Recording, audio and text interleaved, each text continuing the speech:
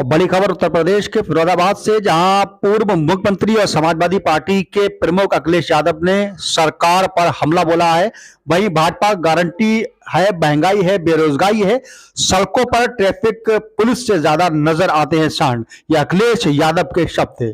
वहीं फिरोजाबाद के धननगर समाज में महापंचायत में पहुंचे समाजवादी पार्टी मुखिया और उत्तर प्रदेश के पूर्व मुख्यमंत्री अखिलेश यादव ने आज सरकार पर जमकर हमला किया है और भाजपा को आड़ो हाथे लिया है।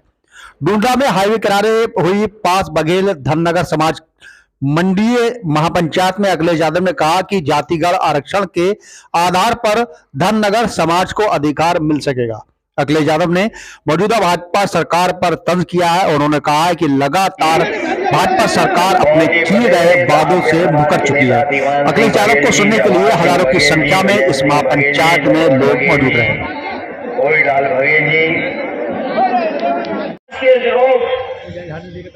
जो लोग उस परिणाम को नहीं आने देना चाहते थे वो कोर्ट में चले गए। कोर्ट समाज के सभी लोगों को यहाँ पर इकट्ठा करके और एक नई राजनीतिक चेतना जगाने के लिए जो काम किया है, मैं सभी आप लोगों को बहुत बहुत बधाई देता हूँ, धन्यवाद देता हूँ। मैं अभी आपके ज्ञापन के तमाम बिंदुओं को पढ़ रहा था। मैं यहाँ पर बाल बघेल धनगर समाज के एक एक नौजवान आदरणीय बुजुर्ग को कहना चाहता हूँ और यहाँ पर उनके नेता जो बैठे उनको कि जिस भावना से आज आप लोगों ने हमें सम्मान किया है, जिस सम्मान के साथ आज आपने हमें पहना करके सम्मान किया है, हम आप हैं कि वो पूर्ण करके हम आपको आगे बढ़ाने का काम करेंगे। केवल राजनीतिक सम्मान आपको देंगे बल्कि समाज में भी सम्मान और सामाजिक सम्मान देने के लिए अगर हमें कोई भी फैसला लेना पड़ेगा तो समाजवादी लोग पीछे नहीं हटेंगे। चाहे आपकी जाति जजन करानी पड़े, चाहे आपका सर्टिफिकेट लेकर के आपको सम्मान देना ना हो, हम समाजवादी लोग आपके साथ खड़े दिखाई देंगे। मुझे खुशी है कि एक कार्यक्रम आप लोग यहाँ पर कर रहे हैं और ये ऐसा कार्यक्रम हो गया है कि ना केवल आपने अपने समाज को इकट्ठा कर करके ताकत दिखा दी है, बल्कि विरोधी लोगों की भी आपने नींद उड़ा दी है।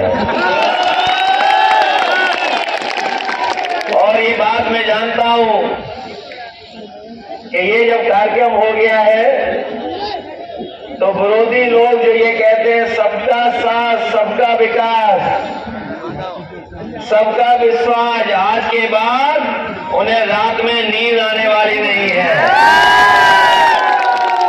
ये जो लाल टोपी से भी ज्यादा हमें पीली टोपी दिखाई दे रही है, पूरा मैदान भरा है और जहां से मैं चल करके आ रहा हूं, छोटी गाड़ी बड़ी गाड़ी, छोटी गाड़ी बड़ी गाड़ी, जो कुछ साधन था उन साधनों से लोग चले आ रहे थे और जब तक हम पहुंचे मैदान भरा था। अभी भी लोग सड़कों पर होंगे। ये जो आपने फैसला लिया है, इस फैसले के लिए मैं आपको बधाई देता हूं। मैं कह सकता हूं कि जिस समय बाल बघेल धनगर समाज समाजवादियों के साथ खड़ा हो जाएगा, कोई मुकाबला समाजवादियों का नहीं कर पाएगा। अभी आप लोगों ने दिल्ली वालों का भाषण सुना होगा। वो दिल्ली वाले कह रहे हैं कि किसान गरीब होता है, नौजवान गरीब होता है और अन्य लोग गरीब होते हैं, लेकिन जो जाति के बारे में बात कर रहे हैं वो हमें और आपको धोखा दे रहे हैं। मैं उन लोगों को कहना चाहता हूं कि आज के दिन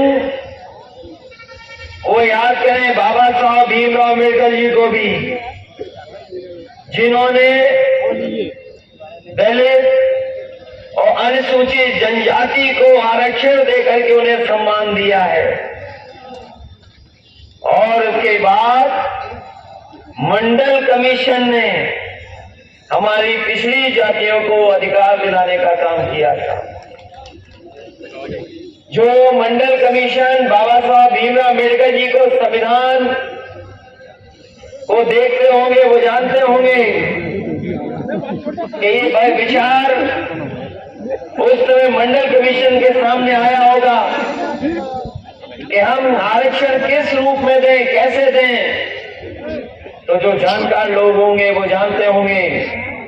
बहुत कुछ जानकारी हासिल करने के बाद मंडल कमीशन ने ये फैसला लिया था कि जो भी आरक्षण दिया जाएगा आर्थिक और शिक्षा में वो जात के आधार पर होगा, क्योंकि हम जात के आधार पर ही गरीब हैं, हम जात के आधार पर ही पिछड़े हैं। तो जो लोग ये कहते हैं कि जाति की बात हम लोग कर रहे हैं, उन्हें याद रखना चाहिए कि अगर आरक्षण वो जाति के हिसाब से मिला है, कोई और दूसरे तरीके से आरक्षण नहीं मिला। वो 10 मिनट में पहुंच जाए, 15 मिनट में पहुंच जाए, ये व्यवस्था की थी।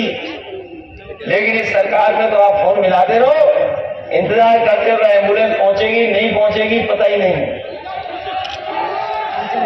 और कई लोग ऐसे एम्बुलेंस के इंतजार में, एम्बुलेंस में भी मर गए लोग, मर गए। और एक भी जिला अस्पताल में आपको इलाज नहीं मिल पा रहा है। ये धीरे धीरे सरकारी व्यवस्था को इसलिए चौपट करना चाहते हैं कि गरीब भी जाए और प्राइवेट में इलाज कराए। आप सोचिए, समाजवादी लोग एम्बुलेंस से लेकर के अस्पताल, अस्पताल से लेकर के दवाई का इंतजाम कर रहे थे। बीजेपी के लोगों ने पहले एम्बुलेंस खराब की, फिर जिला अस्पताल और अस्पताल खत्म कर दिए, और इसलिए कर रहे हैं कि गरीब जाए और प्राइवेट में इलाज कराए। बताओ, प्राइवेट में इलाज को लेकर के कितना पैसा आपसे वसूला जा रहा है।